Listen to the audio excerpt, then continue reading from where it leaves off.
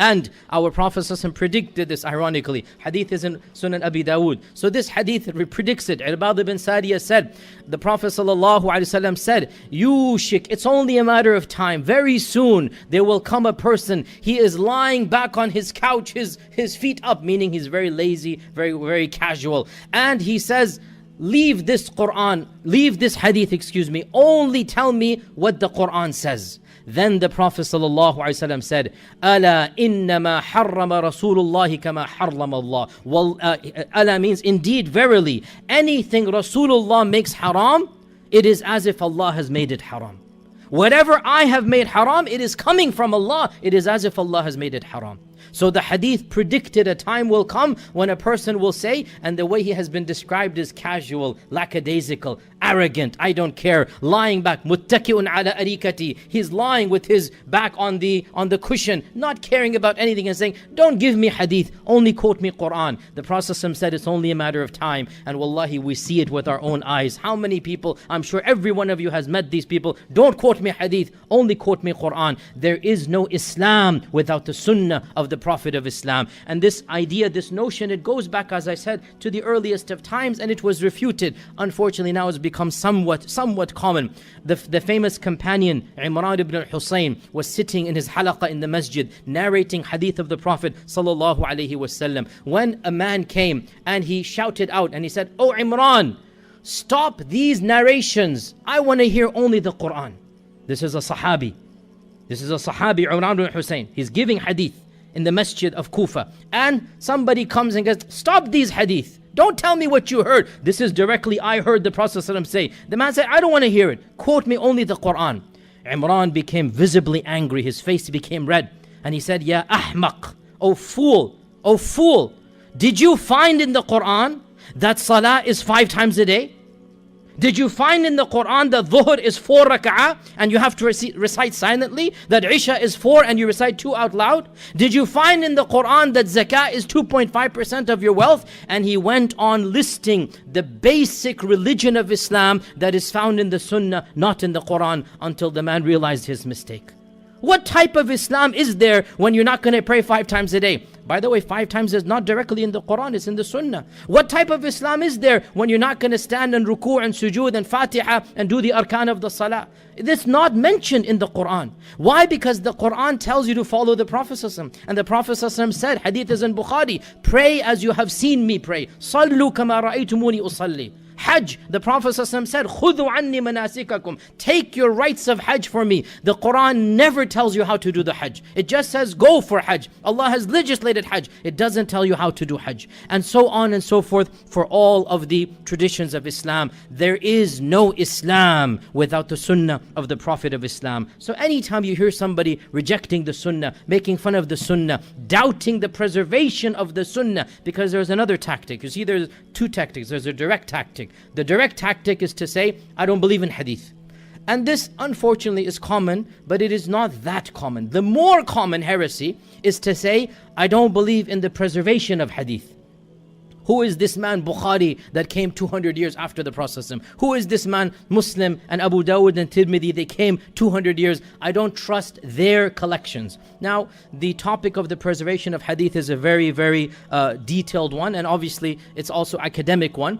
There are, again, ways to talk about this in more detail. Khutbah does not allow me to do that. Suffice to state, you will always find the critics of the preservation of hadith are the most ignorant of the sciences of hadith. They've never actually studied them. And you should all know this is my area, one of my areas that I've studied. My bachelor's degree from the College of Medina, from the University of Medina, was in the College of Hadith. My BA was in the College of Hadith. I spent 4 years specializing in the sciences of Hadith. That was my area of expertise. Then I diverted to theology. But my undergraduate in the University of Medina was in the sciences of Hadith. And I can guarantee you and assure you that no one who has studied the intricacy of those sciences can end up doubting hadith. You only find the one who is self-taught, reads a book or two, and then begins criticizing Sahih Bukhari and Sahih Muslim. You will never find a trained specialist who understands the intricacies. Then he criticizes all of hadith. True, one hadith might be something, but to say hadith has not been preserved, anyone who says this, no, this is not mainstream Islam. And the net result of saying hadith has not been preserved is the same as saying the Prophet should not be followed. So here's a simple logical point. Rather than going down the whole sciences of hadith, a simple logical point. When Allah has said in 100 verses, obey the Prophet, then He must have preserved for us how to obey Him. Simple as that. When Allah has said, you must obey the Prophet sallallahu alaihi wasallam, then how can we obey the Prophet in our times? We haven't seen him. So then Allah must have made sure and preserved the mechanism for obeying the Prophet is still amongst us. And that mechanism is the books of hadith. So therefore, hadith has been preserved by and large. Yes, we have a science, we can sift the good from the bad. We know what the Prophet said. We have a good estimate of the authentic hadith. And I just want to tell you one story that really underscores the point. And our religion is not based on stories, but sometimes stories inspire. His story is the one that always, it really affected me, one of the most. This teacher of mine, his name is Dr. Al-A'zami. Dr. Al-A'zami. Dr. Al-A'zami, he was actually a Hindu, a Brahman Hindu. He was born into a Hindu family. And when he went to university, he met Muslims for the first time.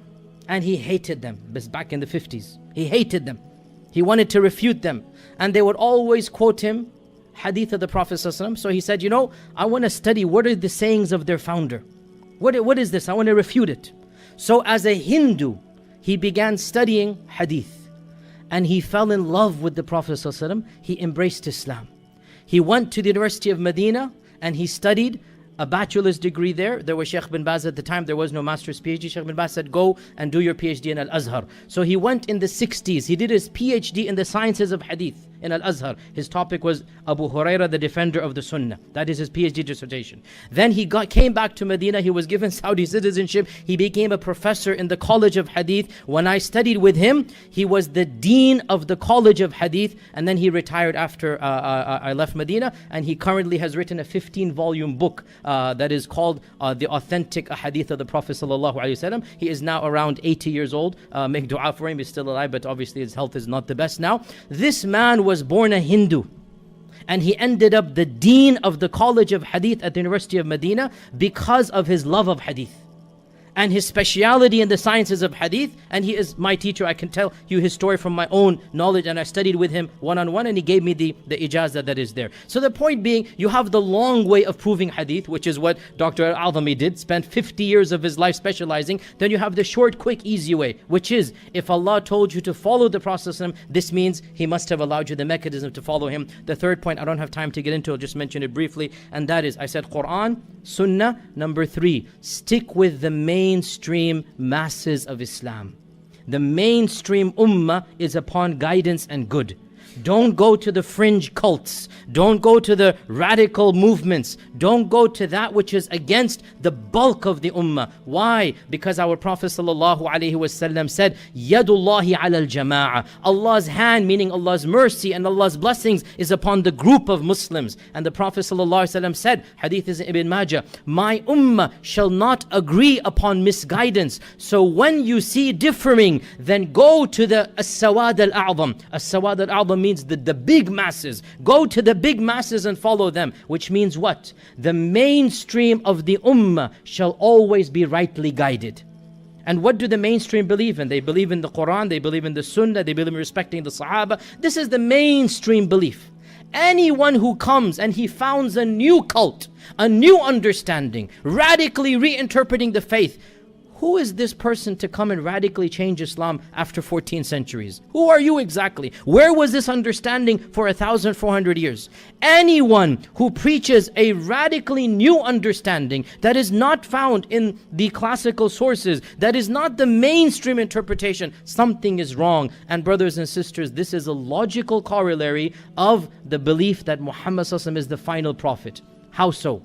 If Prophet ﷺ is the final prophet, which we believe, And the reason why Allah sent previous prophets was to correct the misguided peoples of those nations. Now there's not going to be any more prophet.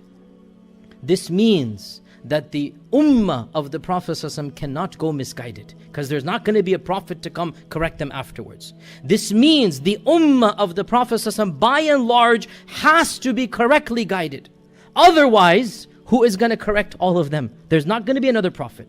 And this is historically what we have seen. The masses of the ummah have always been upon the Quran and the Sunnah and respecting mainstream Islam. This is what we believe, alhamdulillah. So my point is that anytime you find a radically new person, forget the hype. Forget the mesmerizing speech. Look at the content. Is this person affirming the Quran in its entirety? Believing in the Sunnah overall? Are they coming from the traditional understanding of Islam? Yes, you can always fine-tune. Yes, legal aspects can be fine-tuned, but theology will not change. Belief does not change from time to time and place to place. The mainstream foundations of Islam will not change. So anybody who comes and tries to do something of this nature, then this person has effectively said, everybody was misguided in the ummah until I came along and I have discovered this truth, which effectively makes him a prophet, and there are no prophets after the Prophet ﷺ. The 3 points, brothers and sisters, to conclude the first part. The Quran, it is the simple, clear book from Allah. Believe in it beginning and end to end. The Sunnah of the Prophet ﷺ is a necessary part of our tradition, and by and large the Sunnah has been preserved. And follow the masses of the Muslims. Follow the majority of Muslims. Don't follow exotic, strange, heretical, fringe movements. They will always be wrong. May Allah subhanahu wa ta'ala bless us with the Quran. Barakallahu lakum fil Quran al-Azim.